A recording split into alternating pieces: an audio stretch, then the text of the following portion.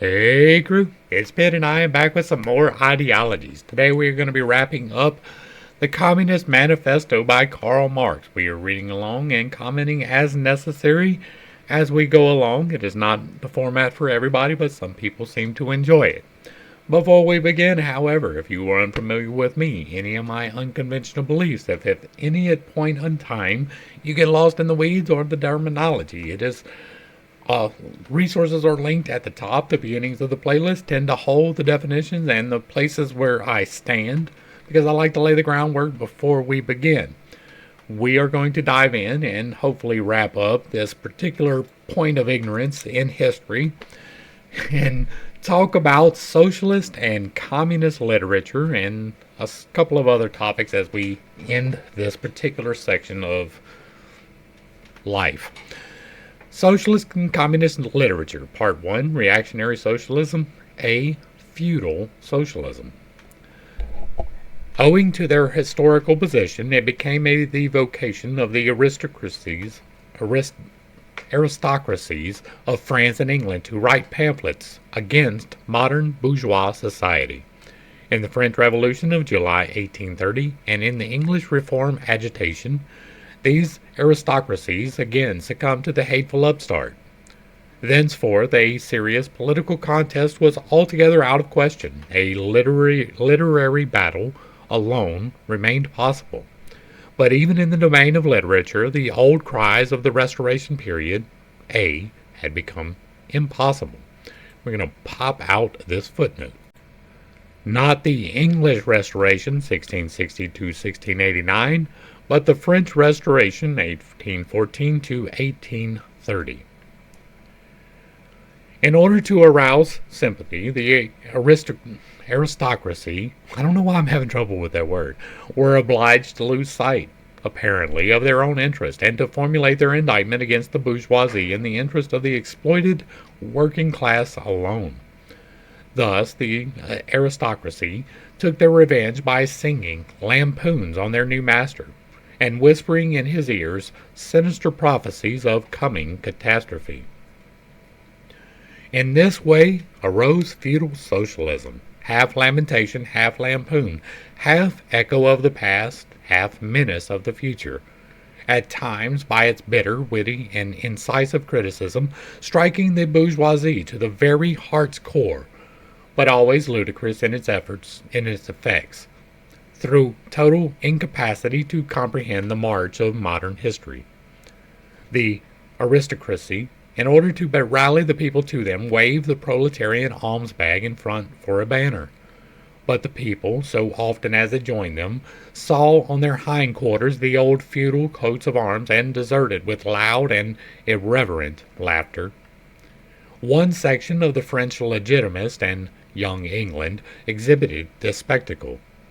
In pointing out that their mode of exploitation was different from those of the bourgeoisie, the feudalists forget that they exploited under circumstances and conditions that were quite different and that are now antiquated.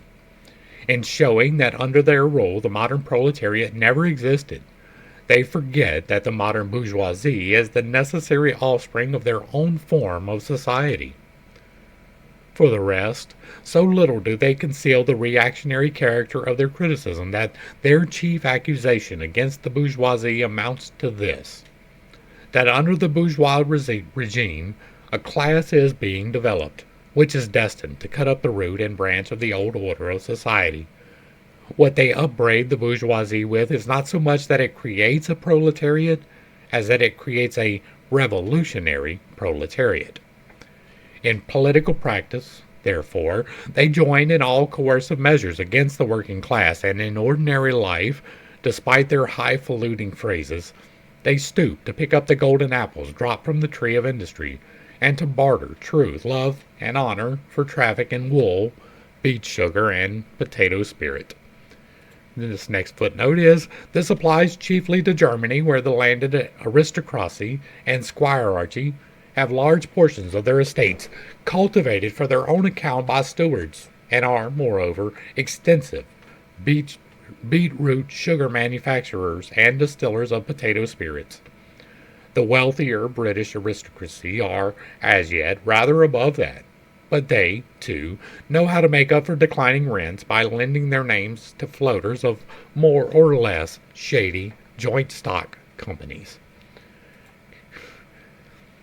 As the parson has ever gone hand in hand with the landlord, so has clerical socialism with feudal socialism. Nothing is easier to give Christian asceticism to a socialist tinge. Has not Christianity declaimed against private property, against marriages, against the state? Has it not preached in the place of these charity and poverty, celibacy and mortification of the flesh, monastic life and mother church? Christian socialism is but the holy water with which the priest consecrates the heart burnings of the aristocrat. Okay, so there's not a whole lot of substance to dig into in this, right? These people are trying out socialism and we don't agree with it. Now, I don't agree with socialism any more than I do communism. But they're like kissing cousins, right? And the inbred is absolutely intentional in that statement. Neither one of them are fully functioning, intelligent ideologies. They automatically assume the victim class is the class that needs to be supported, and that is simply untrue. We are getting here, again, the victimization spirit, right? These people are holding us back. How dare they take their own property and invest in their own future with their own property? They call themselves socialists. How dare they do that? Okay, they're not pure socialists. They're capitalists. I don't care. I'm for capitalism. I think that it is quite dumb to think that socialism or communism can work. That's why we're doing this. However, I do agree with this, right? Christianity has, in large part, argued against things of stability, right? They tell you to give away all of your possessions. That's what Christ told you. Give away all that you have and come and follow me. Well, that is getting rid of stability. They talk about not having marital relations, not being procreative, which is directly contradictory to the Old Testament, directly contradictory to Noahide law at a minimum. But regardless, that's what they preach. It's better to be celibate than it is to have marital relations. That is getting rid of stability. I personally believe that Christianity is one of the control systems that is holding humanity back. Not because it is overtly evil, but because it is based upon an overtly evil institution. Judaism, according to what I have read in the Bible study, is pretty fucking horrible. Anytime that you are performing blood sacrifice rituals, you are doing something wrong, automatically, off the top. I believe in magic. I believe in energetic investments. I believe that blood sacrifice is a very real thing, that it can be used for very real results. But according to the 8 laws of creation, it is a bad idea. Every single time. If you are killing a goat because you sinned, you are doing it wrong. If you are killing a cow because you sinned, you are doing it wrong. If you are killing a human because you sinned, you are doing it wrong. And that is a fundamental flaw in these particular control systems. I do not believe that humanity's way forward is through either one of those two control systems. I don't believe that it is contained in any of the control systems, and part of what I, in particular, am doing on this particular channel is destroying those control systems. I am pointing out the logical inconsistencies and the flaws contained therein. I have a whole playlist where I did that to the Bible. I have shown, absolutely in my estimation, how it is fundamentally contradictory to itself in so many instances that I cannot even begin to list them. And so while I do not agree with communism at all, I don't believe with socialism at all, I don't align with Christianity almost at all. There are good points, however, in that one particular system. The other system is not. There's nothing good in it. petty bourgeois socialism. The feudal aristocracy was not the only class that was ruined by the bourgeoisie, not the only class whose conditions of existence pined and perished in the atmosphere of modern bourgeois society. The medieval burgesses and the small peasant proprietors were the precursors of the modern bourgeoisie. In those countries which are but little developed industrially and commercially, these two classes still vegetate side by side with the rising bourgeoisie. How dare somebody work hard? Like, that's what it's saying right here. These medieval burgesses and the small peasant proprietors were small businesses who, through diligence and hard work, distinguished themselves from their peers as being hard, diligent workers, and therefore were rewarded with capital. But because they worked hard and were able to expand their operations, well, they must be evil. Because I'm a victim, and I believe in victims are everywhere, and anybody that is successful in their own life obviously is victimizing someone else, because what else could they possibly be doing? Like, this whole thing is so very much claiming victimhood for yourself, saying that you have no chance whatsoever to rise unless you oppress someone else. And in this case, you are oppressing the bourgeoisie. In countries where modern civilization has become fully developed, a new class of petty bourgeois has been formed, fluctuating between proletariat and bourgeoisie and ever renewing itself as a supplementary part of bourgeois society. The individual members of this class, however, are being constantly hurled down into the proletariat by the actions of competition, and as modern industry develops, they even see the moment approaching when they will completely disappear as an independent section of modern society, to be replaced in manufactures, agriculture, and commerce by overlookers, bailiffs, and shopmen. In countries like France, where the peasants constitute far more than half the population, it was natural that writers who sided with the proletariat against the bourgeoisie should use in their criticism of the bourgeois regime the standard of the peasant and petty bourgeois, and from the standpoint of these intermediate classes should take up the cudgels for the working class.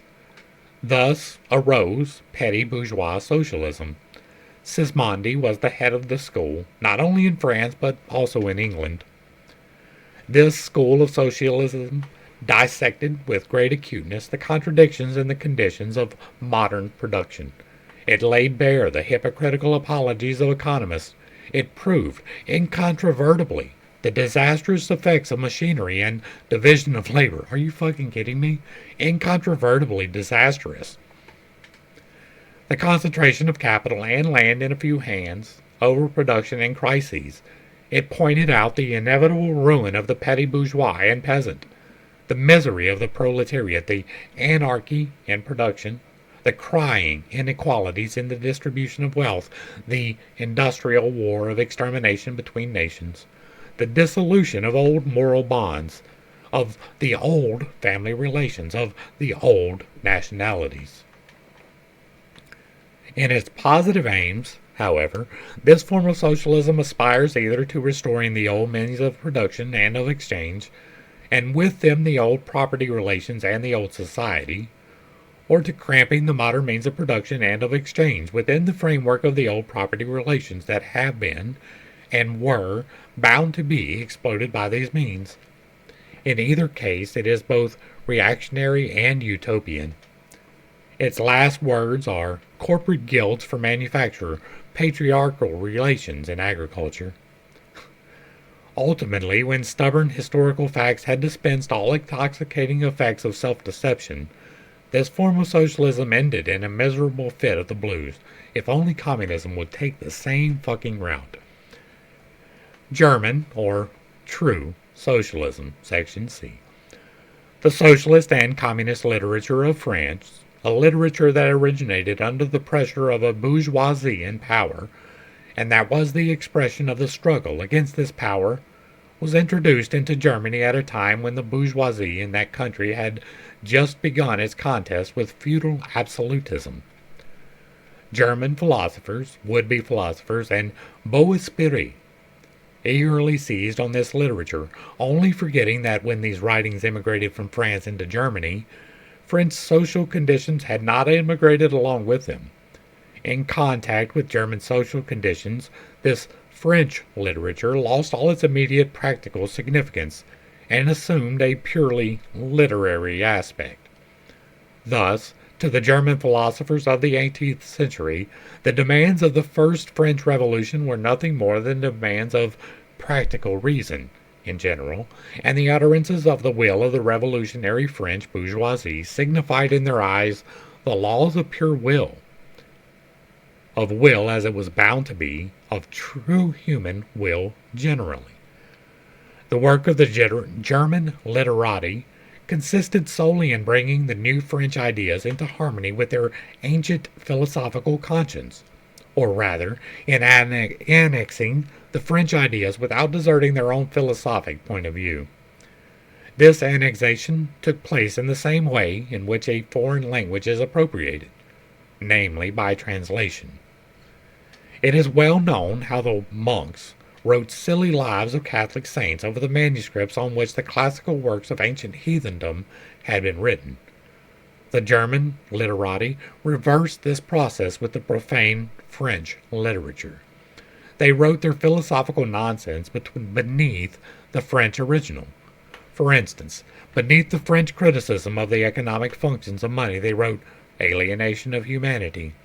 And beneath the French criticism of the bourgeois state, they wrote dethronement of the category of the general, and so forth. The introduction of these philosophical phrases at the back of the French historical criticisms they dubbed philosophy of action, true socialism, German science of socialism, philosophical foundation of socialism, and so on.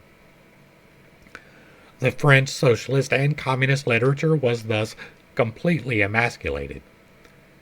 And since it ceased in the hands of the German to express the struggle of one class with the other, he felt conscious of having overcome French one-sidedness and of representing not true requirements but the requirements of truth, not the interest of the proletariat but the interest of human nature, of man in general, who belongs to no class, has no reality, and exists only in the misty realm of philosophical fantasy. This German socialism, which took its schoolboy task so seriously and solemnly, and extolled its poor stock in trade to such mountebank fashion, meanwhile gradually lost its pedantic innocence. The fight of the German, and especially of the Prussian bourgeoisie, against feudal aristocracy and absolute monarchy, in other words, the liberal movement, became more earnest. By this, the long-wished-for opportunity was offered to true socialism, of confronting the political movement with the socialist demands, of hurling the traditional anathemas against liberalism, against representative government, against bourgeois competition, bourgeois freedom of the press, bourgeois legislation, bourgeois liberty and equality, and of preaching to the masses that they had nothing to gain and everything to lose by this bourgeois movement. German socialism forgot, in the nick of time, that the French criticism, whose silly echo it was, presupposed the existence of modern bourgeois society, with its corresponding economic conditions of existence, and the political constitution adapted thereto, the very thing whose attainment was the object of the pending struggle in Germany.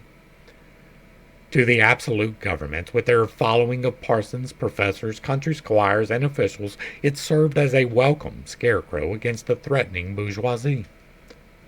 It was a sweet finish after the bitter pills of floggings and bullets with which these same governments, just at that time, dosed the working-class risings.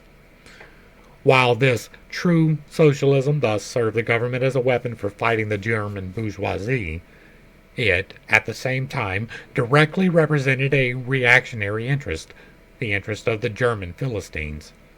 In Germany, the petty bourgeois class, a relic of the 16th century and since then constantly cropping up again under various forms, is the real social basis of existing state of things.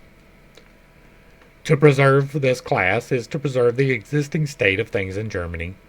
The industrial and political supremacy of the bourgeoisie threatens it with certain destruction. On the one hand, from the concentration of capital, on the other, from the rise of a revolutionary proletariat. True, socialism appeared to kill these two birds with one stone. It spread like an epidemic. The robe of speculative cobwebs, embroidered with flowers of rhetoric, steeped in the dew of sickly sentiment, this transcendental robe in which the German socialists wrapped their sorry, eternal truths, all skin and bone, served to wonderfully increase the sale of their goods amongst such a public. And on its part, German socialism recognized more and more its own calling as the bombastic representative of the petty bourgeois Philistine. It proclaimed the German nation to be the model nation, and the German petty Philistine to be the typical man. To every villainous meanness of this model man it gave a higher, socialistic interpretation, the exact contrary of its real character. It went to the extreme length of directly opposing the brutally destructive tendency of communism, and of proclaiming with its supreme and impartial contempt of all class struggles. With very few exceptions, all the so-called socialist and communist publications that now, 1847, circulate in Germany belong to the domain of this foul and enervating literature. We are going to stop and make note of the fact that German socialism did indeed not die away. Not immediately, anyway. This was 1847, which was before World War I. World War II, this was before the Civil War in the United States.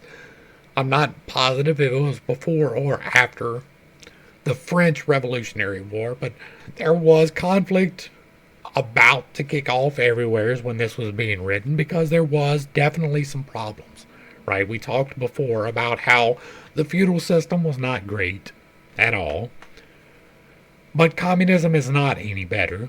We have talked about that, and we will farther along, but socialism is also not any better. It is attempting to do the wrong thing.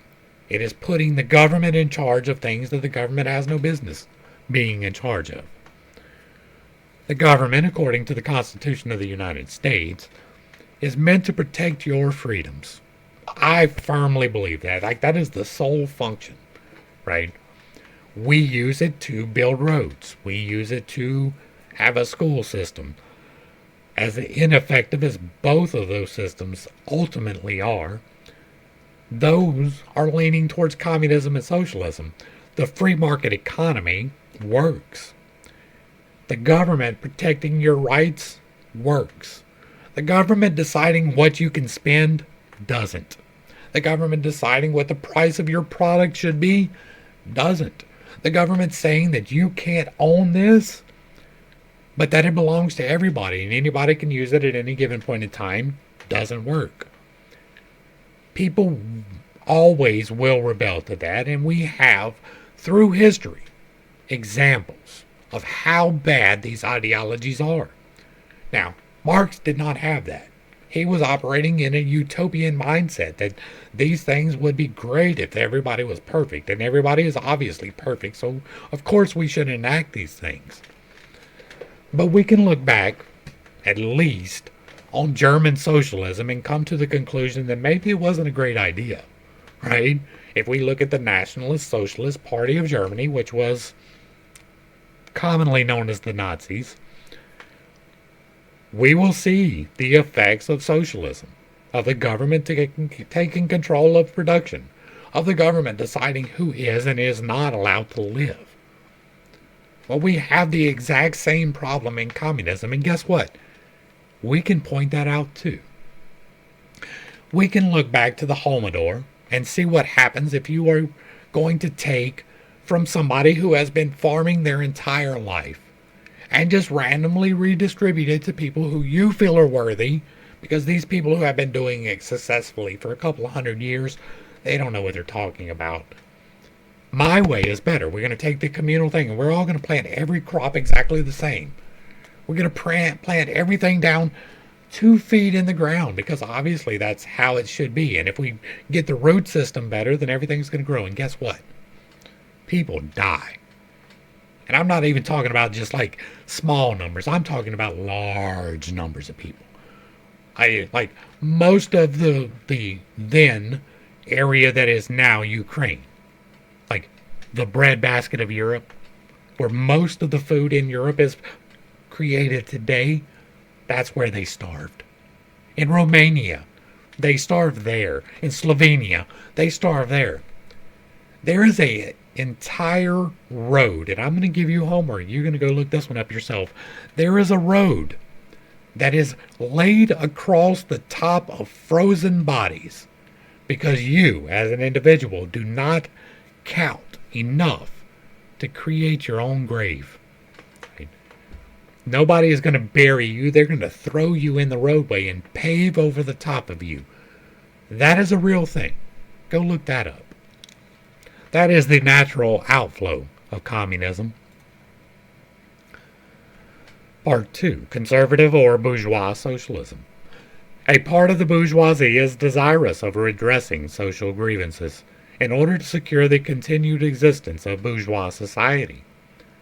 To this section belong the economists, philanthropists, humanitarians, improvers of the condition of the working class, organizers of charity, members of societies for the prevention of cruelty to animals, temperance fanatics, hole and corner reformers of every imaginable kind.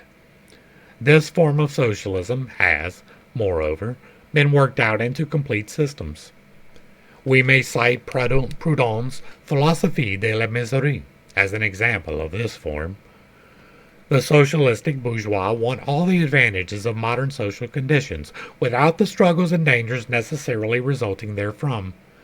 They desire the existing state of society minus its revolutionary and disintegrating elements. They wish for a bourgeoisie without a proletariat. The bourgeoisie naturally conceives the world in which it is supreme to be the best, and bourgeois socialism develops this comfortable conception into various, more or less complete systems. In requiring the proletariat to carry out such a system, and thereby to march straight away into the social New Jerusalem, it but requires in reality that the proletariat should remain within the bounds of existing society, but should cast away all its hateful ideas concerning the bourgeoisie. A second and more practical but less systemic form of this socialism sought to depreciate every revolutionary movement in the eyes of the working class, by showing that no mere political reform but a change in the material conditions of existence and economical relations could be of any advantage to them.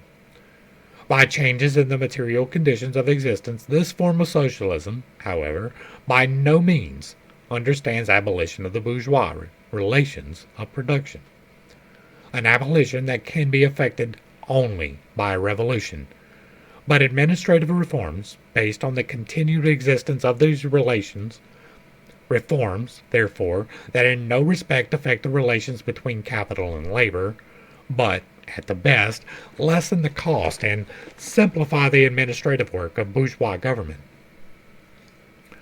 Bourgeois socialism attains adequate expression when, and only when, it becomes a mere figure of speech. Free trade, for the benefit of the working class, protective duties, for the benefit of the working class, prison reform, for the benefit of the working class. This is the last word and the only serious meant word of bourgeois socialism. It can be summed up in the frame: the bourgeois is a bourgeois for the benefit of the working class. 3. Critical utopian socialism and communism. We do not here refer to that literature which in every great modern revolution has always given voice to the demands of the proletariat, such as the writings of Babeuf and others. The first direct attempts of the proletariat to attain its own ends made in times of universal excitement when feudal society was being overthrown, these attempts necessarily failed, owing to the then undeveloped state of the proletariat, as well as to the absence of the economic conditions for its emancipation, conditions that had yet to be produced and could be produced by the impending bourgeois epoch alone. The revolutionary literature that accompanied these first movements of the proletariat had necessarily a reactionary character. It inculcated universal asceticism and social leveling in its crudest form. It is interesting to note that they are building in failure. It's interesting to note that because failure is inevitable, and so they are accounting for it. This is how they can justify, well, it wasn't real, right? It wasn't real communism that they enacted in communist Soviet Union. It wasn't real socialism that they enacted in communist China. It wasn't real communism that they enacted in North Korea. It wasn't real. It was fake. It wasn't real. This is how they justify it. It is textbook narcissism to build in the removal of doubt. You see that in the Bible. If you doubt these things, then you're condemned to hell. If you don't believe this thing, you're going to hell. You're going to go to hell if you don't do what I tell you to do. Well, of course it failed. It wasn't right. They didn't have it right. They had to wait until the people that we're trying to get rid of built the thing that we're trying to get rid of. That's fucking dumb. The socialist and communist systems, properly so-called those of St. Simon, Fourier, Owen, and others, spring into existence in the early, undeveloped period, described above, of the struggle between proletariat and bourgeoisie. See Section 1, Bourgeoisie and Proletariat. The founders of these systems see, indeed, the class antagonisms as well as the action of the decomposing elements in the prevailing form of society. But the proletariat, as yet in its infancy, offers to them the spectacle of a class without any historical initiative or any independent political movement. Since the development of class antagonism keeps an even pace with the development of industry, the economic situation, as they find it, does not as yet offer to them the material conditions for the emancipation of the proletariat. They, therefore, search after a new social science, after new social laws that are to create these conditions. Historical action is to yield to their personal inventive action, historically created conditions of emancipation to fantastic ones, and the gradual, spontaneous class organization of the proletariat to an organization of society specially contrived by these inventors. Future history resolves itself in their eyes into the propaganda and the practical carrying out of their social plans. In the formation of their plans, they are conscious of caring chiefly for the interest of the working class, as being the most suffering class. Only from the point of view of being the most suffering class does the proletariat exist for them. The undeveloped state of the class struggle, as well as their own surroundings, cause socialists of this kind to consider themselves far superior to all class antagonisms. They want to improve the condition of every member of society, even that of the most favored. Hence, they habitually appeal to society at large, without distinction of class. Nay, by preference to the ruling class, for how can people, once they understand their system, fail to see in it the best possible plan of the best possible state of society? Hence, they reject all political, and especially all revolutionary action. They wish to attain their ends by peaceful means and endeavor, by small experiments, necessarily doomed to failure, and by the force of example to pave the way for the new social gospel. Such fantastic pictures of future society, painted at a time when the proletariat is still in a very undeveloped state and has but a fantastic conception of its own position, correspond with the first instinctive yearnings of that class for a general reconstruction of society. But these socialist and communist publications contain also a critical element. They attack every principle of existing society. Hence, they are full of the most valuable materials for the enlightenment of the working class. The practical measures proposed in them, such as the abolition of the distinction between town and country, of the family, of the carrying on of industries for the account of private individuals, and of the wage system, the proclamation of social harmony, the conversion of the functions of the state into mere superintendents of production. All these proposals point solely to the disappearance of class antagonisms which were, at that time, only just cropping up, and which, in these publications, are recognized under their earliest, indistinct, and undefined forms only. These proposals, therefore, are of a purely utopian character. The significance of critical utopian socialism and communism bears an inverse relation to historical development. In proportion as the modern class struggle develops and takes definite shape, this fantastic standing apart from the contest, these fantastic attacks on it lose all practical value and all theoretical justification. Therefore, although the originators of these systems were, in many respects, revolutionary, their disciples have in every case formed mere reactionary sects. They hold fast by the original views of their masters, in opposition to the progressive historical development of the proletariat. They, therefore, endeavor, and that consistently, to deaden the class struggle and to reconcile the class antagonisms. They still dream of experimental realization of their social utopias, of founding isolated phalansteers, of establishing home colonies, of setting up a little Icara, duodecimo editions of the New Jerusalem, and to realize all these castles in the air, they are compelled to appeal to the feelings and purses of the bourgeois. By degrees, they sink into the category of the reactionary, conservative socialists depicted above, differing from these only by more systemic pedantry, and by their fanatical and superstitious belief in the miraculous effects of their social science. They, therefore, violently oppose all political action on the part of the working class. Such action, according to them, can only result from blind unbelief in the new gospel.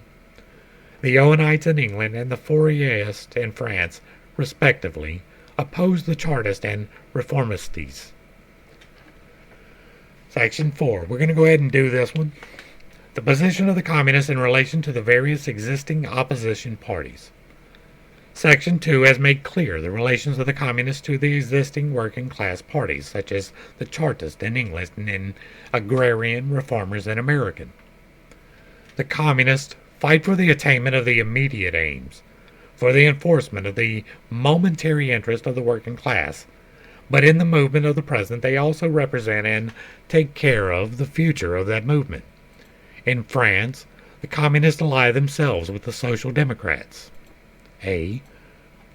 The party then represented by Parliament by Ledru Rollin, in literature by Louise Blanc, in the daily press by the Reform, the name of the Social Democracy signified, with these inventors, a section of the Democratic or Republican Party, more or less tinged with socialism.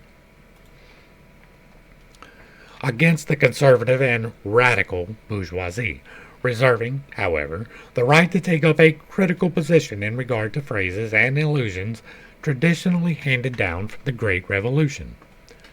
In Switzerland, they support the radicals without losing sight of the fact that this party consists of antagonistic elements, partly of democratic socialists in the French sense, and partly of radical bourgeois. In Poland, they support the party that insists on an agrarian revolution as the prime condition for national emancipation, that party which fomented the insurrection of Krakow in 1846. In Germany, they fight with the bourgeoisie whenever it acts in a revolutionary way against the absolute monarchy, the feudal squirearchy, and the petty bourgeoisie. But they never cease, for a single instant, to instill in the working class the clearest possible recognition of the hostile antagonism between bourgeoisie and proletariat, in order that the German workers may straightway use, as so many weapons against the bourgeoisie, the social and political conditions that the bourgeoisie must necessarily introduce along with its supremacy, and in order that, after the fall of the reactionary classes in Germany, the fight against the bourgeoisie itself may immediately begin.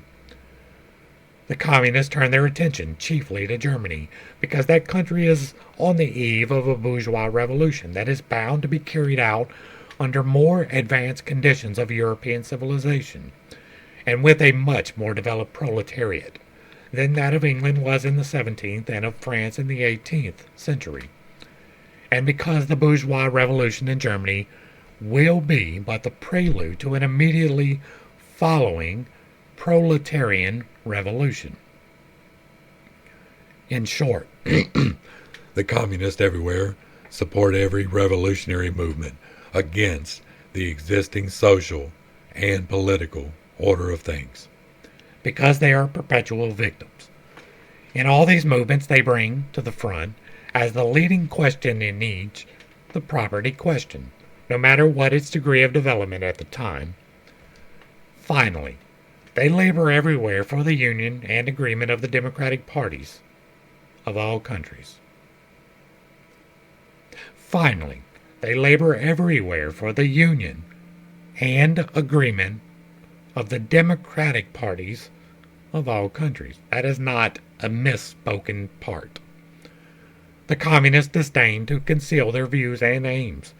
They openly declare that their ends can be attained only by the forcible overthrow of all existing social conditions.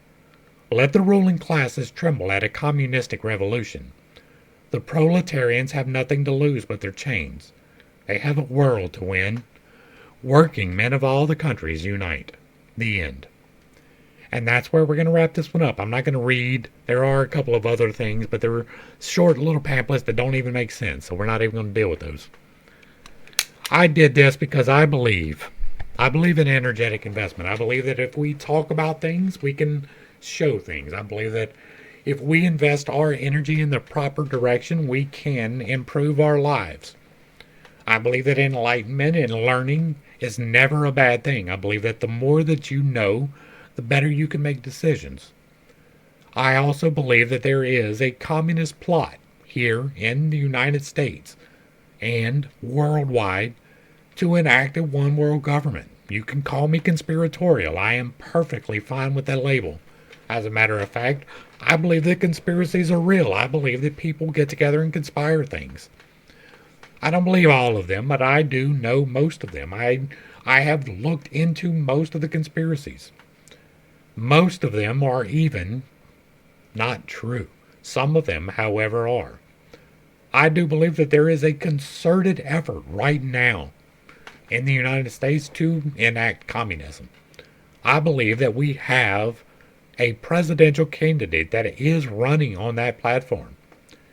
We have a candidate that is talking about price controls, which prompted me to do this, right? That's why we're doing this. Communism works out terribly every single time it is instituted because it is a flawed system. It relies upon utopia. It is only able to be enacted if everyone involved acts absolutely perfect, without malice, without greed, without intention of harming anyone else, and that is not possible. The very foundations of this is in death. You have to overthrow, you have to revolt, you have to have a revolution. It has to happen according to this. That is probably not going to be a good thing. The getting rid of personal property is something that they are pushing for worldwide. You can go and look it up yourself, but there are many quotes such as, "You will own nothing and you will be happy." That is communism. There are quotes such as, "Everybody deserves equity." That is communism. There is joy and freedom. That's the literal chant that the socialists in Germany used. Every single time that this has been rolled out, it has been bad. Millions of people died. Millions. More people died from communism than died from the Holocaust. That is true. More people have died from every single institution of it than from the Holocaust, as far as I'm aware. I know in Russia and I know in China, without a doubt, more people have died from the implementation of communism than from the Holocaust. More than died from the actual intentional destruction of a race. That's not taking into account the other people who were killed so that socialism could roll out. Right? Everybody likes to key in on that one particular thing. But there were millions of Germans who died because they didn't have blonde hair and blue eyes, because they were shopkeepers, because they had property. Millions of Germans died. Millions of Jews died. Millions of Polish people died. Millions of Chinese people died. Millions of Uyghur Muslims are dying. All behind this particular terrible idea. It's a great system on paper, right? I started that and we're going to end with that. On paper, it's perfect. On paper, you get everything you need. On paper, everybody survives and is happy. But in real life, it does not work that way. In real life, the bourgeoisie is replaced by the people who are in charge. The people who are plucking the feathers off of the chicken and then feeding them so that it comes back. There is a concerted effort to sell you communism. And that is the entire reason that I did this, to shit all over the idea. I don't care if I piss off a communist. I don't. You have not thought. You have no thinking in you if you are a communist. You have not spent any time whatsoever considering this. You have spent no time considering history. You have spent no time, and so I have no time to spend on you. I am here for those who are seeking knowledge, right? What I am doing here, I don't expect a whole lot of people to watch. I don't expect these videos to ever go viral. I don't expect the Declaration of Independence, we read through it. The Constitution, we read through it. The amendments, we read through it. All of the federal papers.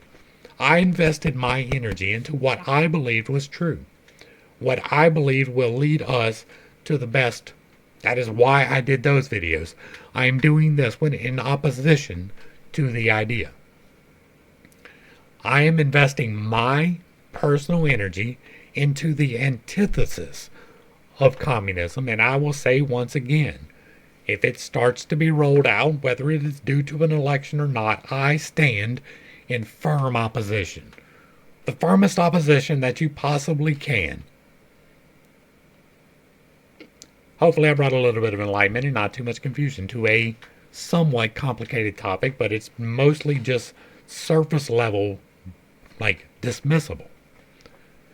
I understand that I have a tendency to step on toes when I talk about things. That is not intentional, but I do not apologize for it.